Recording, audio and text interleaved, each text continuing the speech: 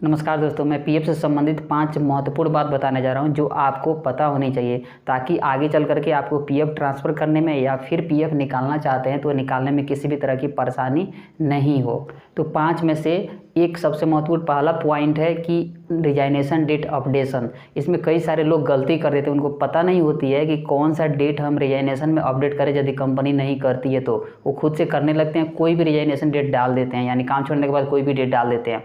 उनको ये कन्फ्यूजन होती है कि हम रिजाइनेशन डेट जब रिजाइन दिए हैं वो डालें या फिर फुल एंड फाइनल डेट हुआ है वो डालें या फिर लास्ट वर्किंग डे यानी जिस दिन हमने लास्ट काम किया है वो डालें। अगर आप गलती कर देते हैं तो आपको बहुत बड़ा नुकसान होता है। आपको क्या करना था, पहले तो उसको करेक्शन फॉर्म भर करके फिर रिजाइनेशन डेट आपको ठीक कराना पड़ता है, उसके बाद ही आप जो है पीएफ निकाल सकते हैं। तो सबसे बड़ी प्रॉब्लम यहाँ पे क्रिएट हो जाती है। इसीलिए जब भी आप रिजाइनेशन डेट अपडेट करें तो आपको पता होनी चाहिए कि कब का अपडेट करें, यानी कब आप छोड़े हैं काम, कब का डेट, यानी जो फुल एंड फाइनल डेट है या फिर रिजाइनेशन का डेट है या फिर लास्ट वर्किंग डेट है, तीनों में से कौन होनी चाहिए, कौन सा परफेक्ट है जो आपके आगे चल करके पीएफ निकालने में किसी भी तरह का मुसीबत ना बन जाए और पीएफ जो है आराम से स्मूथली विड्रॉल हो जाए।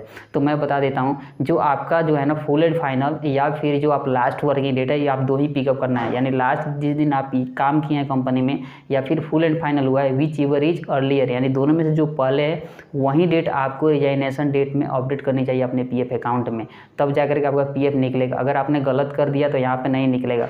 जैसे मान लीजिए आप काम छोड़ करके कहीं दूसरे कंपनी में जाकर के ज्वाइन कर लेते हैं और पिछले कंपनी में आपने रिजाइनेशन डेट बाद का अपडेट कर देते हैं तो आपको पीएफ वहाँ पे फंस जाएगा, निकलेगा नहीं, क्योंकि पहले तो आप काम छोड़ेंगे उसके बाद ही दूसरे को ज्वाइन करेंगे। कहने का सेंस यहाँ ये है कि अगर मान लीजिए आप किसी कंपनी में जाकर के 1 तारीख से ज्वाइन करते हैं तो पिछले कंपनी में आपका जो रिजाइनेशन डेट होनी चाहिए वो 1 तारीख से पहले होनी चाहिए, 30 से 31 तारीख होनी चाहिए। अगर बाद की पड़ जाती है तो उस केस में आपको जो है करेक्शन फॉर्म भर करके ठीक कराना पड़ता है यहाँ पे। और ऑनलाइन होने में काफ़ी आजकल परेशानी होती है, तो आपको भी पता है, तो ऑफलाइन ही जाना पड़ता है अधिकतर लोगों को। अब दूसरा है बैंक केवाईसी। कई सारे लोग हैं कि मोबाइल पे ऐप डाउनलोड कर लेते हैं और उसी से आप अपना बैंक अकाउंट खोल करके डिजिटली खोल करके वो पीएफ में अपडेट कर देते हैं। तो वहाँ पे बहुत परेशानी थी, जैसे कि आप बैंक अकाउंट जैसे डालेंगे, ऐप बेस्ड बैंक अकाउंट डालेंगे तो वेरिफिकेशन होने में काफ़ी समय लगता है, यानी जल्दी वेरीफाई नहीं होता है। तो मैं यहाँ पे आपको ये एडवाइस करूँगा कि जब भी आपको बैंक अकाउंट खुलवाना है तो किसी जैसे बैंक ऑफ बड़ौदा, एसबीआई, इस तरह की बैंकों में खुलवाना है, ना कि किसी ऐप आप डाउनलोड कर लिए और वहाँ से बैंक खुलवा करके वही अकाउंट अपडेट कर दिए।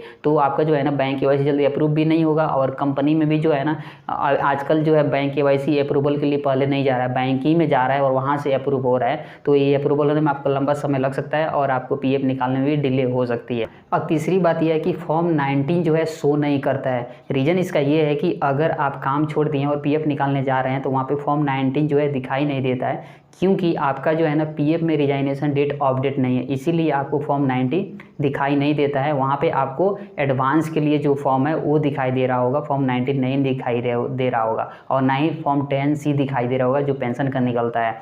तो अगर आप पीएफ निकालने जा रहे हैं, फॉर्म 19 के थ्रू निकालना चाह रहे हैं पीएफ, तो आपको सबसे पहले अपने पीएफ अकाउंट में रिजाइनेशन डेट अपडेट करना पड़ेगा।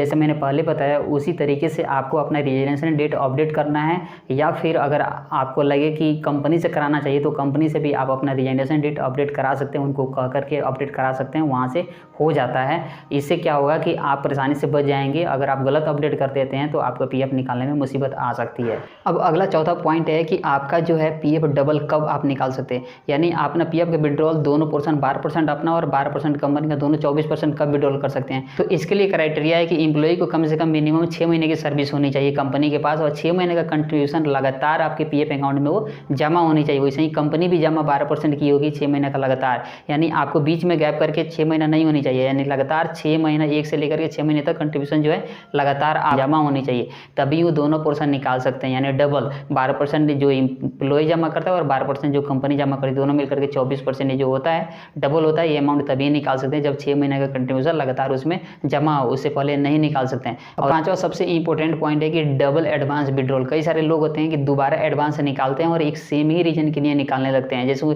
कि इन्होंने जैसे घर बनाने के लिए एडवांस निकाल लिया है तो फिर वो दोबारा क्या करते हैं 1-2 महीना बाद फिर अप्लाई कर देते हैं घर ही बनाने के लिए। तो ये क्या होता है कि एक ही पर्पस के लिए डबल एडवांस हो जाता है, यानी कम पीरियड में, कम से कम पीरियड में 1-2 महीने में ही आप डबल कर दिए।